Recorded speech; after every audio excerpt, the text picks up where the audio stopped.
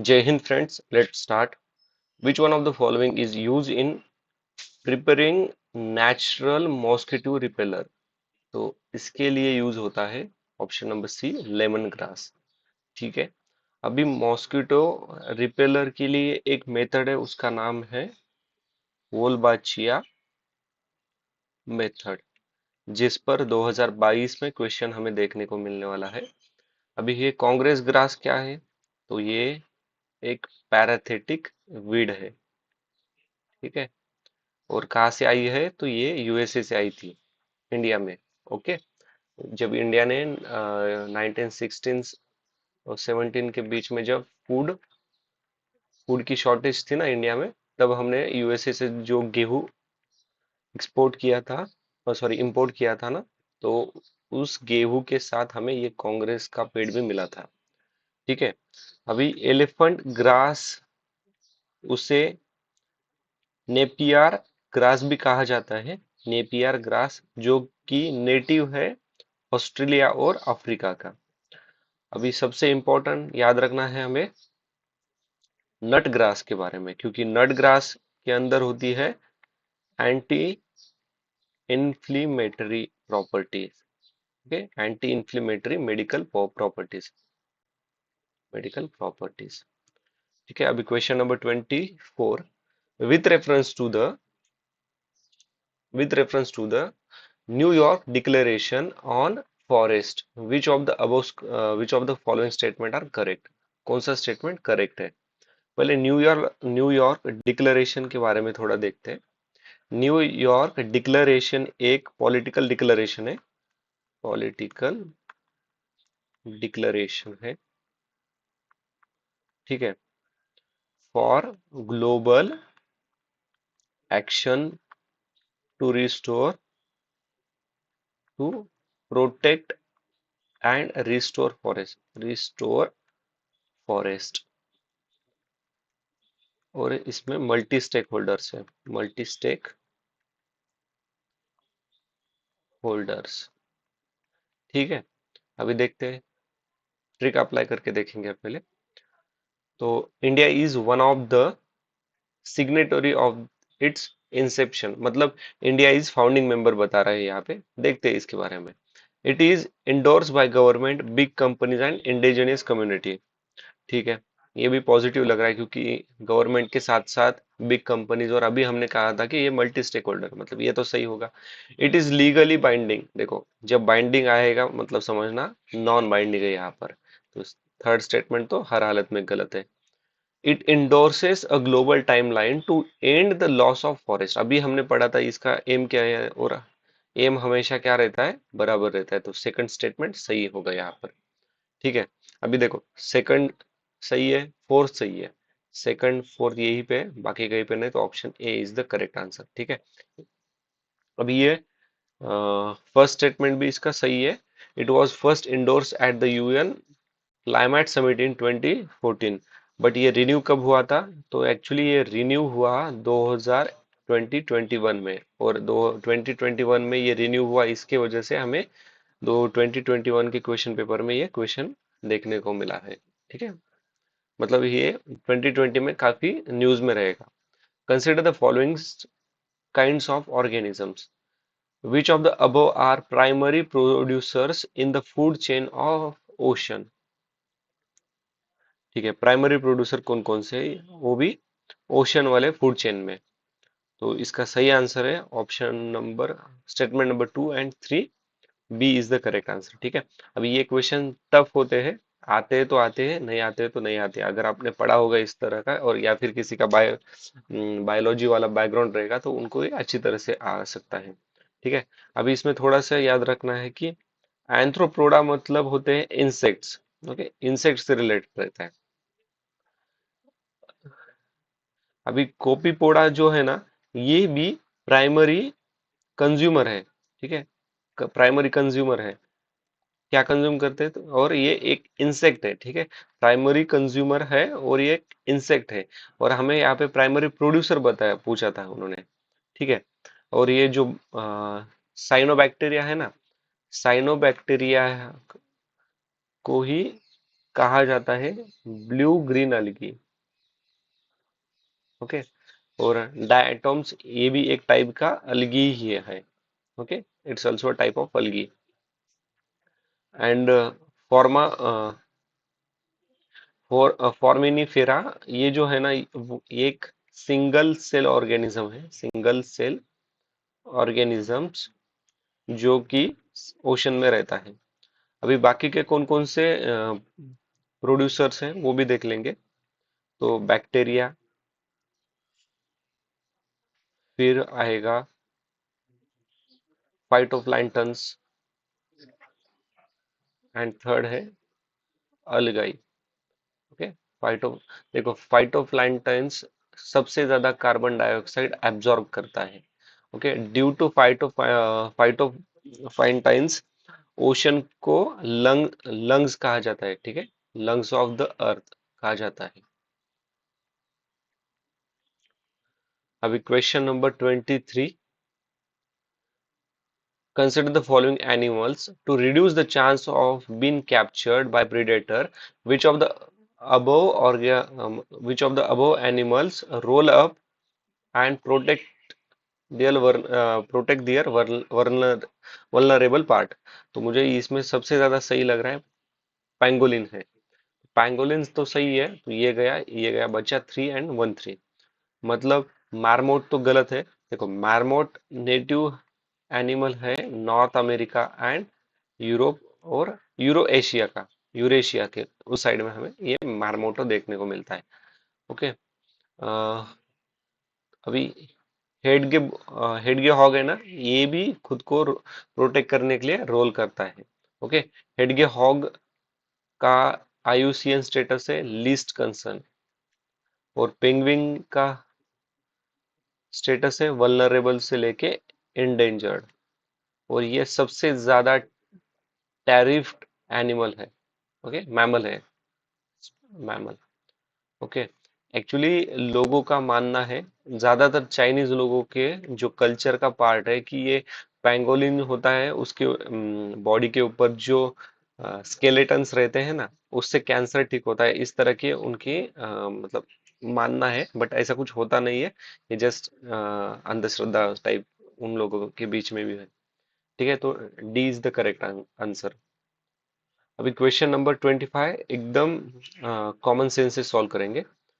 Magnetite particles suspected to causes neuro neurodegenerative problems are generated as environmental pollutant from which of the following? Select the correct answer। अभी देखो, ये जो neuro degenerative problems है ना, ठीक है, नाम ही एकदम हेवी सा लग रहा है, मतलब कुछ तो बड़ा प्रॉब्लम है। ठीक है, कुछ तो बड़ा प्रॉब्लम है।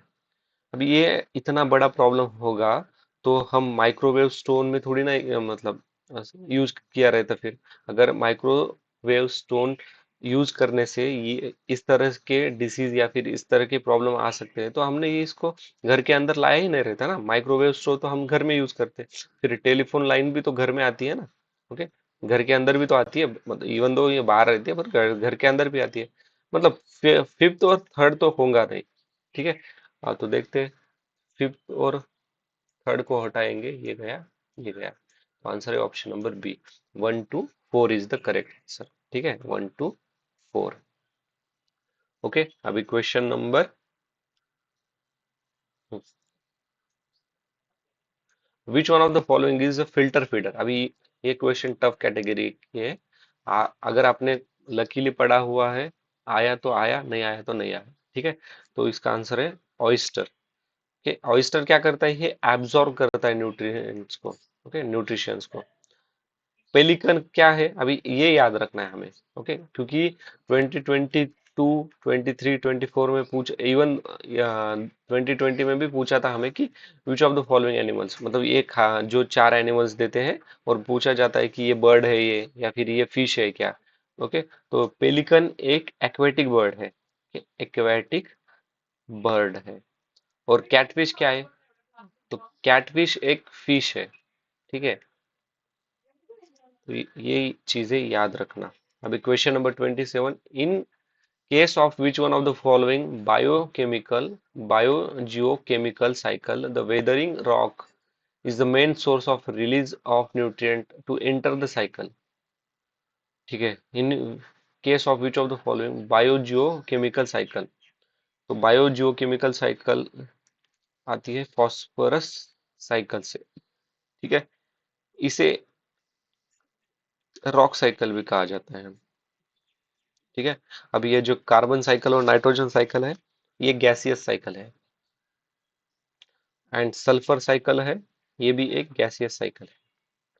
ओके, अभी question number 28, which of the following are detritivores, select the correct answer. पहले समझते हैं डेट्रीवोरस होता क्या है। जो एनिमल या फिर जो भी organ lives on dead plants और बॉडी, एनिमल बॉडी, उसे कहा जाता है डेट्रीवोरस।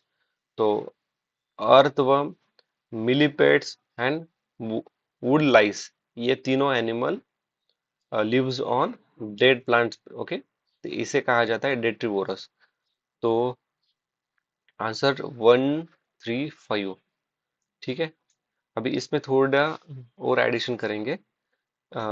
ये जो जेलीफिश है ना और सी हॉर्स, ये दोनों भी सेकेंडरी कंज्यूमर्स हैं। ठीक है, अभी हमने थोड़ी देर पहले क्वेश्चन देखा था, यहाँ पर क्वेश्चन नंबर 23, 20 सॉरी, यहाँ पे ये 22, कि प्राइमरी प्रोड्यूसर कौन कौन से फूड चेन में। तो यहाँ next time question can be form की सेकेंडरी कंज्यूमर कौन कौन से है ओशन के। तो अगर वहां पे जेलीफिश और सी हॉर्स ऑप्शन आया तो समझना वो करेक्ट होगा। ओके, तो एक तरह की एग्जामिनर ने हमें ये हिंट दी है। अगर ये डेट्रीवोरस ही है, question which of the following are detritivores, और earthworm, millipede, wood lice, ये ऑप्शन के बजाय अगर माइट्स, बिटलस, फिर बटरफ्लाई, फ्लाइज, ओके, ये भी कौन है, ये भी डेट्रोवोरस है। और मोल्यूस्कास कैटेगरी में कौन कौन से डेट्रोवोरस है, तो स्लग्स और स्नेल्स है। ठीक है, तो ये याद रखना, थोड़े इंपॉर्टेंट पॉइंट है हमारे लिए। ओके, और ये जो वुडलिक है ना, तो वुडलिक फीड ऑन प्लैंकटन। ओके, उसके बाद कोपिकोडे एंड श्राइन्स। ठीक है, अभी question number 29, common carbon matrix supported by UNEP, UNEP जिसका हेडक्वार्टर कहाँ पे, नायरोबी केनिया में है, हैज बीन डेवलप फॉर। तो कॉमन कार्बन मैट्रिक 1972 में इस्टेब्लिश हुआ था अंडर यूएन स्टॉकहोम कॉन्फ्रेंस के दौरान, कॉन्फ्रेंस। ओके, तो इसका सही आंसर है assessing the carbon footprint of the building operation around the world. A is the correct answer. Question number 30, which of the following have species that can बताया है अभी, can establish symbiotic relations with other organs. अभी fungi तो है, ये हमें पता है ऑलरेडी, काफी क्वेश्चन में मैंने बता दिया था आपको। प्रोटोजोआ भी है। ओके, पर अभी बट ये सिंडेरिनियाना है ना, तो ये एक एक्वेटिक एनिमल है जो कि फाइलम किंगडम से बिलोंग करती है। ओके, तो ये गलत आएगा, तो इसका सही आंसर है 2 and 3, B is the correct answer. अभी क्वेश्चन नंबर 31, अभी ये इंटरेस्टिंग क्वेश्चन है। With reference to 64 Yogini temple situated near Morena, consider the following statement. अभी ना ये 2020 में काफी न्यूज में था। Okay, which of the following statement are above statement are correct? It design has given a rise to the popular belief। अभी देखो popular belief मतलब क्या बता रहा है, ये शो कर रहा है पॉसिबिलिटीज को। और हमने हमने क्या पढ़ा था ट्रिक्स में, जब वो पॉसिबिलिटी शो कर रहे हैं या फिर कैन, पॉसिबल हो सकता है, तो वो मोस्ट ऑफ द टाइम क्या होते हैं, पॉजिटिव होते हैं। ठीक है, that it was inspired behind the Indian parliament building. तो देखते हैं, इसको होल्ड पे रखते हैं। It was meant to promote the Vaishnavite cult. अभी देखो मैंने कहा था वैष्णव शैवाइट के जगह पे वैष्णवाइट आएगा। ठीक है, तो ये स्टेटमेंट क्या है, ये गलत है। एक्चुअली ये जो वैष्णवाइट कल्ट भी नहीं है, ये डेडिकेटेड टू योगिनीज है। योगिनीज, ये जो टेम्पल है ये डेडिकेटेड टू योगिनीज है, जो जहाँ पर female masters of yoga, okay, masters रहते हैं योगा में। It is only circular temple build in India, ये तो सबसे गलत ऑप्शन है। ठीक है, ओनली इतने बड़े इंडिया में सिर्फ यही एक ही सर्कुलर टेम्पल है। मतलब दो तो हर हालत में गया गलत है, तो ये गया, ये भी गया। तो आंसर है ऑप्शन नंबर सी, 1 और 4। मतलब ये जो design has been given rise to the popular belief it inspire behind the Indian parliamentary building, तो ये जो पॉसिबिलिटी शो कर रहा था वो 100% सही है। और ये जो फर्स्ट स्टेटमेंट है, it is circular temple build during the reason of का, ये जो किंग है ना, तो actually in reign of Kachchhapaghata dynasty, तो ये इस डायनेस्टी के जो किंग थे, देवपाल महाराजा, इन्होंने 1323 में ये टेम्पल बनवाया था। ओके, 1323 में। ठीक है, तो आंसर आया 1 और 3। ओके, अभी question number 33। In the first quarter of the 17th century, मतलब 1600 से लेके 1625 तक का जो एरा है, उस टाइम पीरियड में east English east India company की फैक्ट्री कहाँ पे लोकेटेड थी? तो वो लोकेटेड थी बरोच में। ओके, बरोच, जिसका प्रेजेंट नाम है बरूच, और वो गुजरात में है। वो 1616 में इन्होंने ये फैक्ट्री बनवाई थी। उसके अभी देखो, बरोच के बाद उन्होंने सूरत में, फिर कैंप बे में फैक्ट्री सेटअप की थी। ओके, बट ये जो बाकी के दो ऑप्शंस है ना, चियाकोले, तो Chicacole was under the Nizams, Nizams के अंडर में थे। और इसका प्रेजेंट नेम क्या है? तो इसका प्रेजेंट नेम है श्रीकाकुलम, जो कि आंध्र प्रदेश में है। ओके, और ये जो त्रिचोनो, सॉरी फॉर प्रोनाउंसिएशन, त्रिचोनापोली है ना, ये आता था under the kingdom of Arcot. Okay, और प्रेजेंट डे कहाँ पर है ये? तो ये है तिरुचिरापल्ली, सॉरी, तिरुचिरापल्ली, तमिलनाडु में। ठीक है, तो ये दोनों स्टेटमेंट गलत है, option A is the correct answer. ठीक है, अभी ना बाकी कौन कौन सी सेटल मतलब फैक्ट्रीज थी ईस्ट इंडिया कंपनी की, तो वो देखेंगे मैप के थ्रू। तो ये इंडिया का मैप है, साउथ वाला, मतलब मोस्ट वाला साउथ पार्ट है। तो वेस्ट साइड में जो फैक्ट्रीज थी, ओके, सूरत वाली तो हमने देख ली।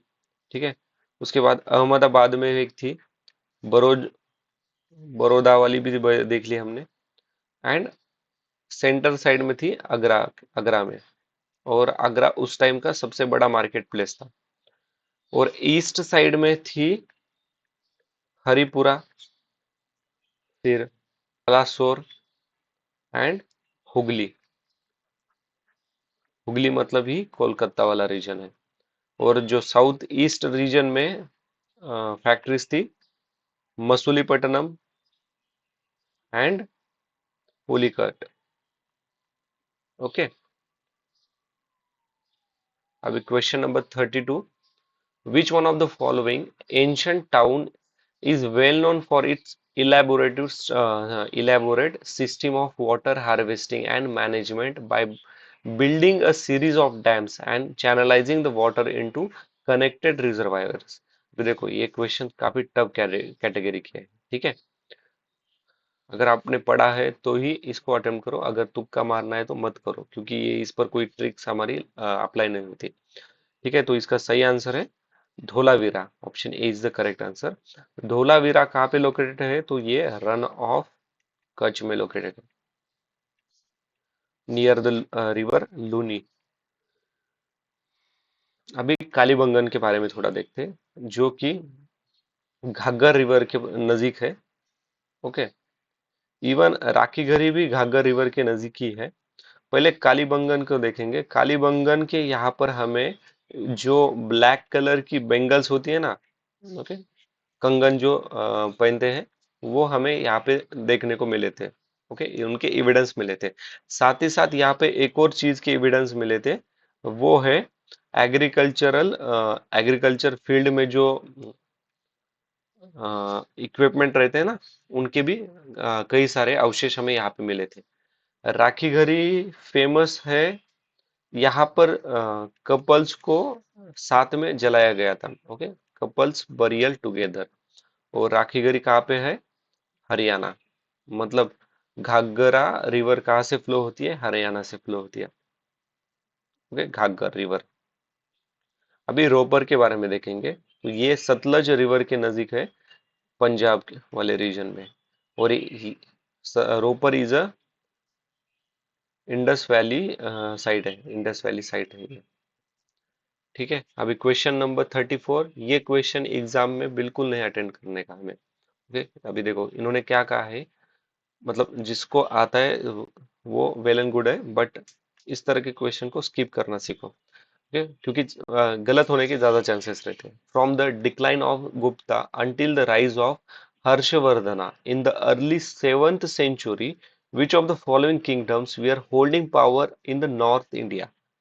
ठीक है। अभी देखो, ये इसको ना डिटेल एनालिसिस करेंगे, ताकि अगर अगर हमारा लक अच्छा हुआ तो इसी ऑप्शंस पर क्वेश्चन मिला तो हम अटेंड कर सकते हैं। तो ये जो द गुप्ताज ऑफ मगधा है ना, इनका कार्यकाल था 6 से लेके 8th century। और इन्हें ही लेटर गुप्ताज भी कहा जाता था। ठीक है। उसके बाद पर परमाराज ऑफ मालवा। परमाराज ऑफ मालवा, ये इनके फाउंडर कौन थे? ओके, परमाराज के फाउंडर है कृष्ण राजा। और इनका प्रोमिनेंट रीजन था वेस्ट, उसके बाद centre India and some part of Malwa. उन और इन्होंने रूल किया 9th से लेके 14th century। Okay, before Delhi सल्तनत इस्टेब्लिश, ओके, फ्लरिश होने से मतलब ड्यूरिंग द दिल्ली सल्तनत इन्होंने काफी रेजिस्ट भी किया था उनको। ठीक है। अभी हर डायनेस्टी का ना एक फेमस, सबसे मतलब फेमस किंग रहता है। तो इस डायनेस्टी का जो परमराज जो है ना, इनका फेमस राजा का नाम है भोजा। ओके। तो इन्होंने शासन किया था 1010 से लेके 1055 एडी में। ठीक है। अभी एक एक चीज बताना भूल गया। इनके जो फाउंडर है उनका नाम कृष्ण राजा है, बट इन्हें ही कहा जाता है उपेंद्र। ओके, उपेंद्र। उपेंद्र। ओके। और ये कहा राजा भोज और कहा गंगूतेली, ये जो फ्रेज है ना, वो फ्रेज भी इसी टाइम दौरान आई हुई है। मतलब ये फ्रेज में जो किंग है ना भोज, ये किंग यही है, परमारा डायनेस्टी के फेमस रूलर। ठीक है। अभी पुष्यभूतिज ऑफ थानेसार। पुष्यभूतिज ऑफ थानेसार, इनके फाउंडर है नारावर्धना। ओके, नरावर्धना। और ये कहाँ पे था? तो प्रेजेंट डे हरियाणा में। मतलब और 6th से लेके 7th century में। और इस डायनेस्टी का फेमस किंग है हर्षवर्धना। अभी हर्षवर्धना के बारे में दो क्वेश्चन आने वाले आगे, मैं वहां पे आपको फिर हर्षवर्धना के बारे में डिटेल बताऊंगा, क्योंकि अभी अगर बताऊंगा ना काफी हौच पौच हो जाएगा। अभी फोर्थ वाला देखते हैं, मौखारीज ऑफ कन्नौज। कन्नौज के मौखारीज, तो इनका इनके फाउंडर थे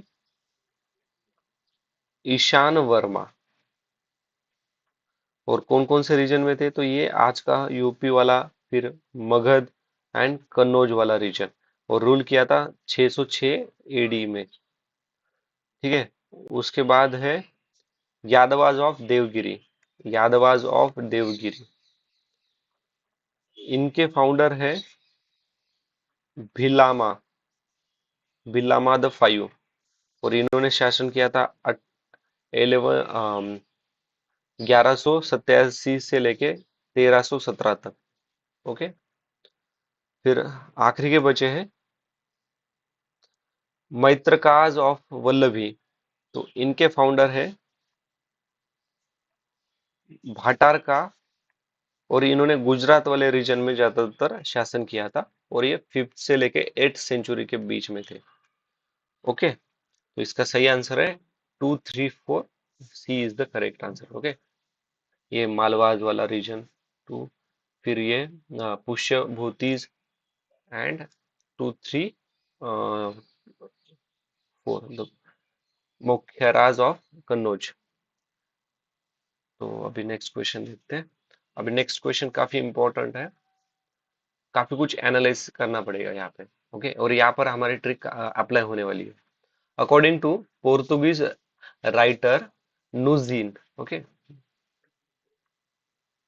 इसने कहा था कि women in Vijayanagara empire were expert in which of the following area. अभी लॉजिक एक याद रखना, अगर एक भी विमेन एक्सपर्ट हुई तो ये स्टेटमेंट सही होगा। तो ब्रेसलर, एस्ट्रोलॉजर, अकाउंटिंग, सुद सिंह, तो ये चारों भी स्टेटमेंट सही है। ओके। और ये जो आया था ना, पोर्तुगीज ट्रैवलर, वो आया था ड्यूरिंग द किंग अच्युत देवा, अच्युत देवराया। और अच्युत देवराया का कार्यकाल था 1535 से लेके 1537 एडी तक। ठीक है। अभी विजयनगरा एम्पायर देखेंगे, इनके फेमस डायनेस्टीज कौन सी है वो देखेंगे, फिर जो फेमस इंपॉर्टेंट रूलर है वो देखेंगे, और कौन कौन से मॉन्यूमेंट्स उन्होंने बनाए हैं वो भी देखेंगे। ठीक है। तो अलग पेज पे देखेंगे पूरा। तो Vijayanagar, just a minute.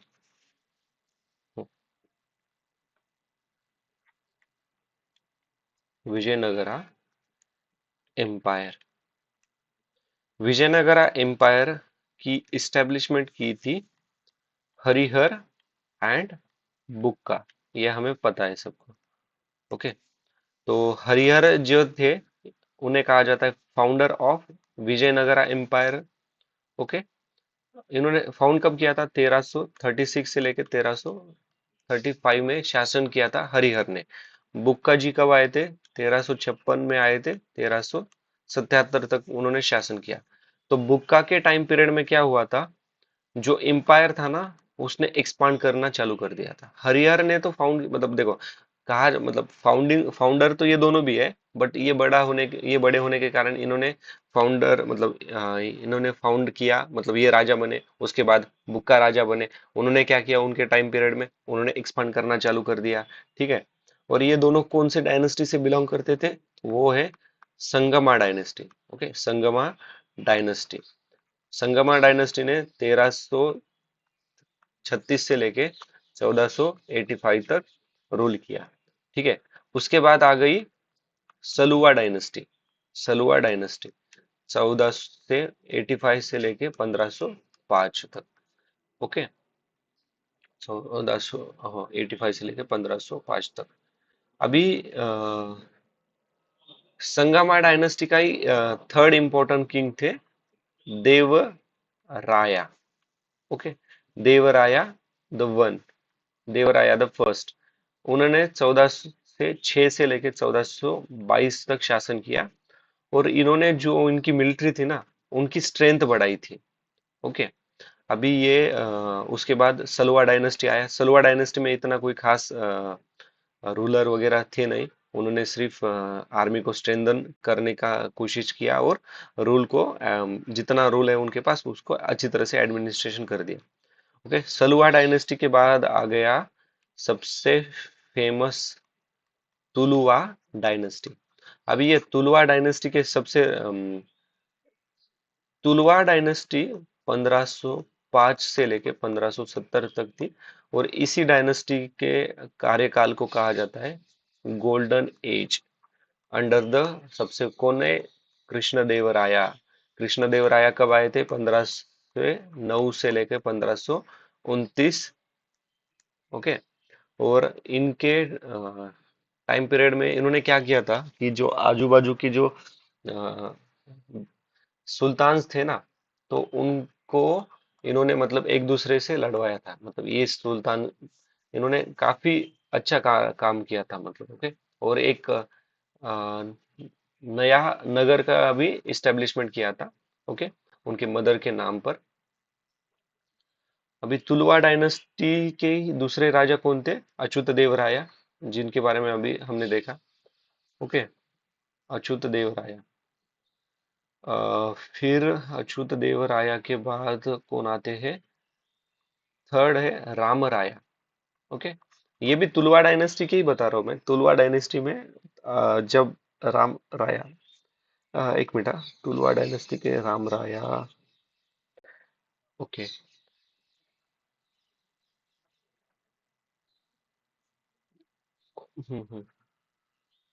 Actually Ram Raya was तुलवा dynasty के, हाँ ठीक है। अभी तुलवा डायनेस्टी के बाद आखिरी की आती है डायनेस्टी, अरिविदु डायनेस्टी। ठीक है। 1570 से लेके 1646 में। बट इस टाइम पे पूरा विजयनगर नगर डिक्लाइन होना चालू हुआ था। ठीक है। अभी ना यहाँ पर एक चीज याद रखना, बैटल ऑफ तालिकोटा, जो कि 1565 में हुई थी during the reason of Ramaraya. Rama Raya कौन से डायनेस्टी से बिलोंग करते हैं? रामराया तुलवा डायनेस्टी से। ठीक है। तो इनके ये जो बैटल ऑफ तालिकोटा है, इसमें क्या हुआ था कि जो भी वो जो डेक्कन के सुल्तान है ना, डेक्कन के सुल्तान, इन्होंने क्या किया? अलायंस फॉर्म किया। अभी कृष्णदेवराय मैंने कहा था ना कि ये क्या करते थे, एक दूसरे सुल्तान में झगड़ा लगा के देते थे। ओके। बट यहाँ पर ये यूनाइट हो गए हैं और इन्होंने विजयनगर एम्पायर पर हमला बोल दिया था। ओके। तो ये बैटल होने के बाद ही विजयनगर विजयनगर एम्पायर डिक्लाइन होने को मतलब स्टार्ट होना चालू हुआ था। ठीक है। अभी विजयनगर एम्पायर में विरूपक्षा टेम्पल है। ओके। हम्पी में। अभी एक याद रखना, विजयनगर एम्पायर विजयनगर जो है ना, वो तुंगभद्रा रिवर के बैंक ऑफ तुंगभद्रा लोकेटेड है। कैपिटल है हम्पी। ओके। उसके बाद विरूपक्षा के बाद कौन सा टेम्पल है? तो विठला टेम्पल। और विठला टेम्पल क्यों फेमस है? It's famous for stone chariot and music pillars. ठीक है। अभी ये हम्पी कर्नाटका वाला रीजन है ना, फिलहाल काफी न्यूज में भी था। ओके। मतलब कारण तो बहुत नोटोरियस कारण, बिकॉज ऑफ द वहाँ पे इजरायली विमेन के साथ वो रेप वाला ये हुआ था, तो ये काफी न्यूज में था हम्पी वाला रीजन। ठीक है। फिर हजारा रामा टेम्पल। तो हजारा रामा टेम्पल में क्या है, जो रामायण की जो स्टोरीज है ना, वो डिपिक्ट किए हुए हैं रॉक एडिट्स में। उसके बाद लोटस महल। ओके। अभी लोटस महल में हमें देखने को मिलता है हिंदू और इस्लामिक आर्किटेक्चरल स्टाइल के मॉन्यूमेंट्स। ओके। तो ये कुछ चीजें इंपॉर्टेंट थी विजयनगर एम्पायर की, तो वो हमने डिस्कस कर ली अभी। ठीक है। तो नेक्स्ट क्वेश्चन देखेंगे अभी। With reference to Madanapalle of Andhra Pradesh which of the following statement are correct?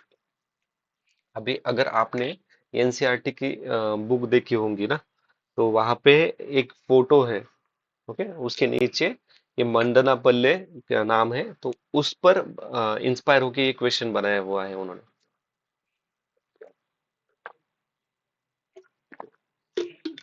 तो ये मंदना पल ठीक है, पहले पूरे ऑप्शंस एनालिसिस करते करते नीचे जाएंगे। ओके। पिंगाली वेंकटा वेंकैया इन्होंने डिजाइन किए थे प्रोटोटाइप्स डिजाइन किए थे, ठीक है, ना कि ट्राई कलर का। पट्टाभी सीतारमैया इन्होंने लीड नहीं किया था क्विट इंडिया मूवमेंट। अभी क्विट इंडिया मूवमेंट पे आगे क्वेश्चन है, तो वहां पे पूरा डिटेल करने डिस्कस करने वाले हैं। Rabindranath Tagore translated national anthem, national anthem का नाम क्या है हमारे? जन गण मन, ठीक है।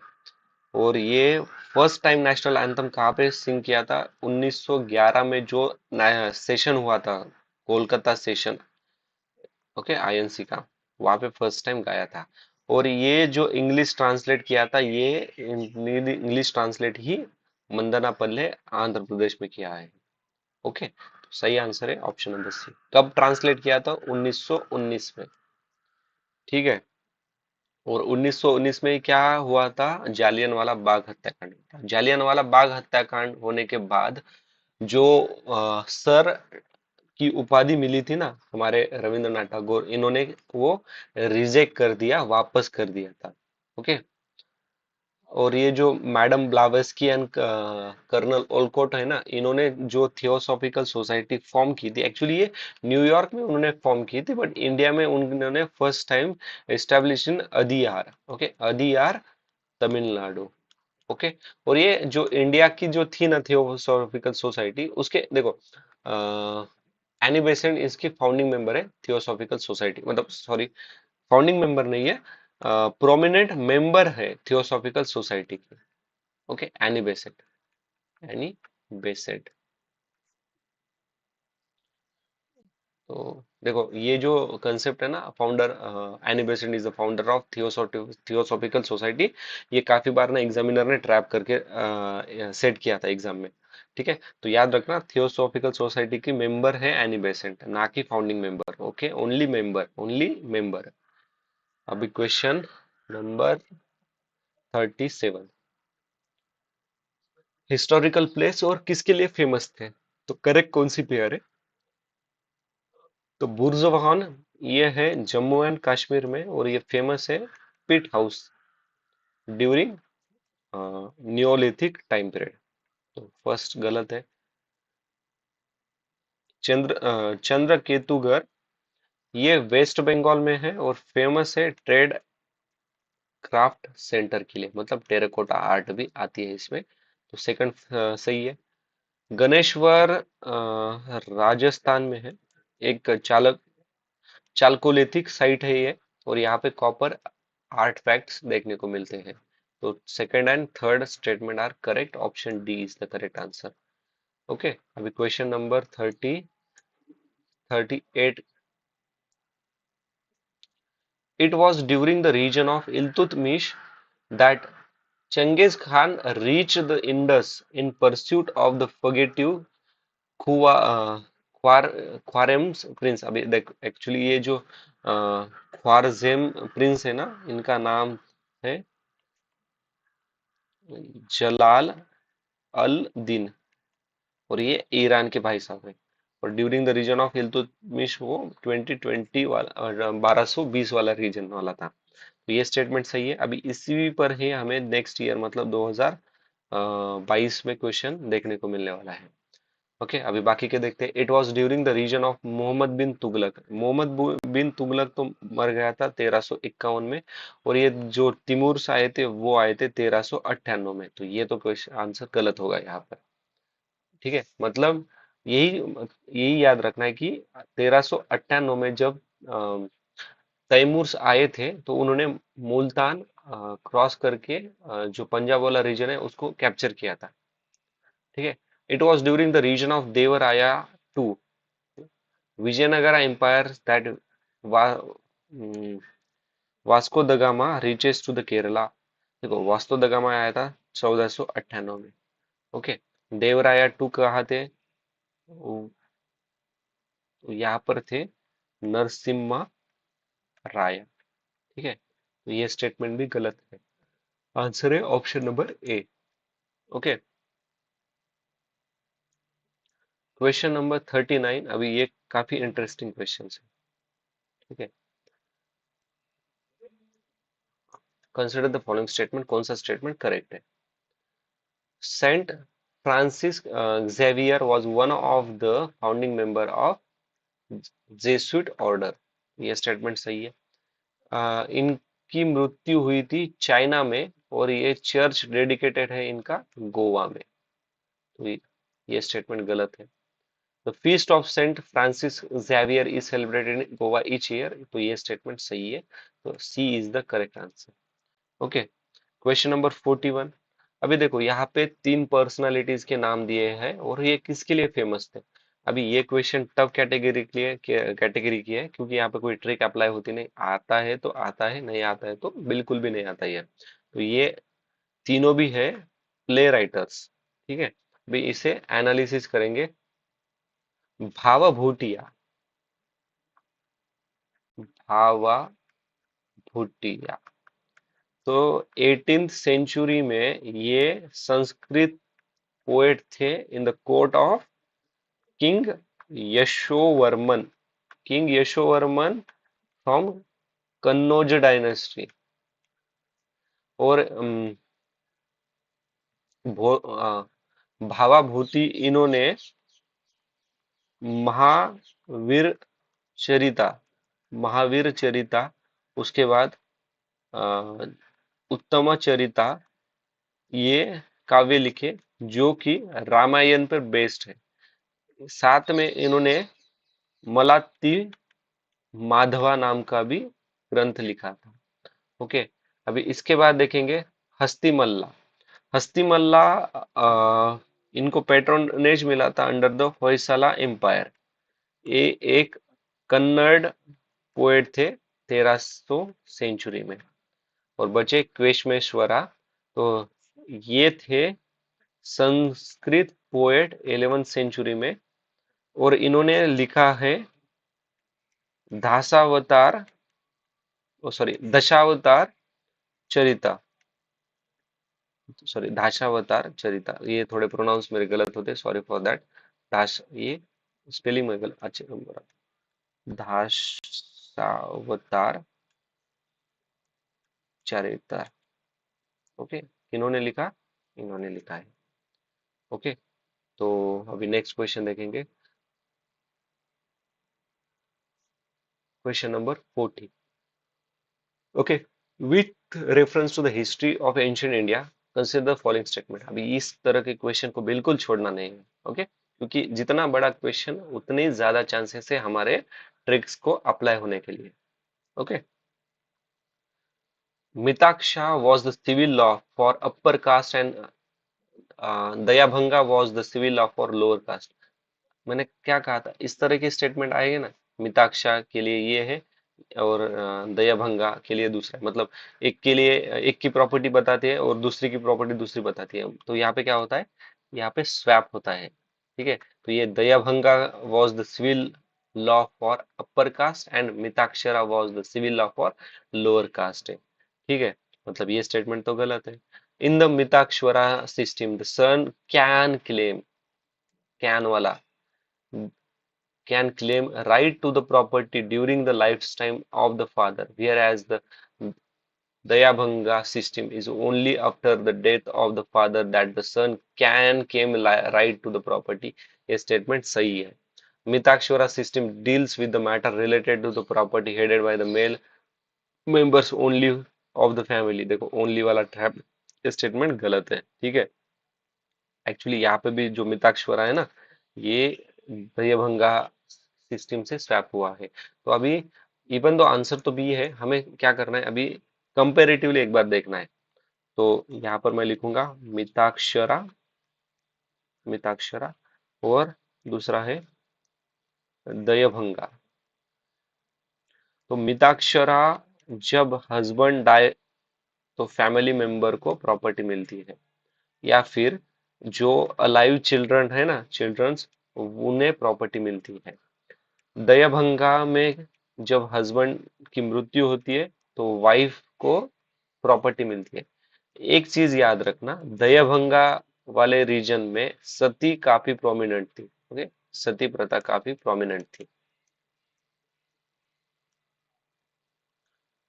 ओके, और सती प्रथा को बैन करने के लिए जो लॉ लाया था, तो वो था लॉर्ड बेंटिक। ओके। और ये लॉ लाने के लिए सबसे ज्यादा किनका रोल था? तो राजा राम मोहन रॉय का था। और ये लॉ आया था 1829 में। ठीक है। अभी क्वेश्चन नंबर 42।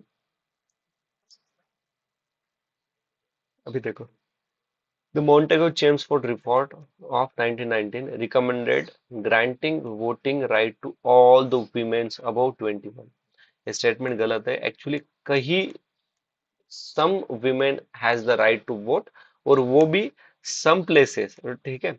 मतलब अगर लोकल इलेक्शन हुए हैं तो वहीं पे उन्हें, मतलब कई प्रोविंस में ही ये राइट था। ओके, ना कि पूरे प्रोविंस में या फिर ना कि पूरे इंडिया में। ठीक है। तो ये स्टेटमेंट गलत है। और सेकंड स्टेटमेंट था government of India act 1935, women reservation seats in legislative. तो ये स्टेटमेंट सही है। ठीक है। याद रखना 1909 में जो एक्ट बना था, उसी एक्ट के तहत मुस्लिम को सेपरेट इलेक्टोरेट मिला था। ठीक है। तो अभी क्वेश्चन नंबर 43, आज का आखिरी क्वेश्चन डिस्कस करेंगे ये। With reference to 8 August 1947, 47 in history. अभी इस टाइम में क्या हुआ था? तो क्विट इंडिया रिजोल्यूशन था भाई। और Quit India resolution proposed by Jawaharlal Nehru and Sardar Vallabhbhai Patel. ठीक है।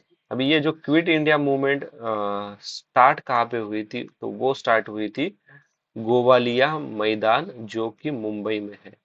और जिन्हें ग्रैंड ओल्ड लेडी, कौन है ग्रैंड ओल्ड लेडी? तो अरुणा असफ अली। इन्होंने फ्लैग को अनफ्लर करके क्या कर दिया था, इस मूवमेंट की शुरुआत कर दी थी। ओके। अभी ग्रैंड ओल्ड लेडी तो हमने देखा, ग्रैंड ओल्ड मैन किसे कहते हैं? तो दादा भाई नौरोजी को कहते हैं।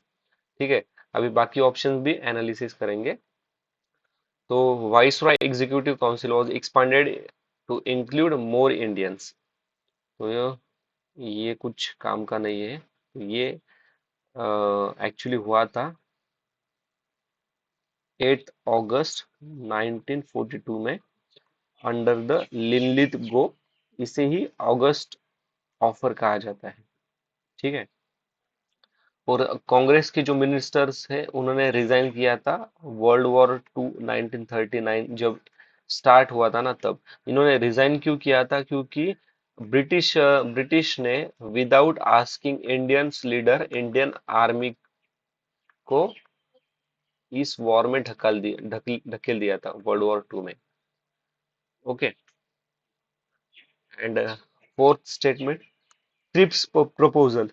तो डोमिन इन्होंने डोमिनियस स्टेटस देने के लिए का मतलब प्रपोज किया था क्रिप्स ने, जिसे 1942 में, मार्च 1942 में ये प्रपोज किया था। But it was rejected by Mahatma Gandhi ji and Muslim League also. Mahatma Gandhi ji ने कहा था कि ये तो पोस्ट बैंक चेक है। ठीक है। पोस्ट बैंक चेक है, मतलब सब कुछ होने के बाद आप ग्रांट करोगे, इस तरह का ये चेक है। ओके। तो दोस्तों, बाकी क्वेश्चन अभी नेक्स्ट वीडियो में डिस्कस करेंगे। अगर कोई आपको डाउट है या फिर कुछ सजेशन देने हैं तो प्लीज कमेंट बॉक्स में मेंशन कीजिए। Thanks for watching, see you in next video. जय हिंद, टेक केयर।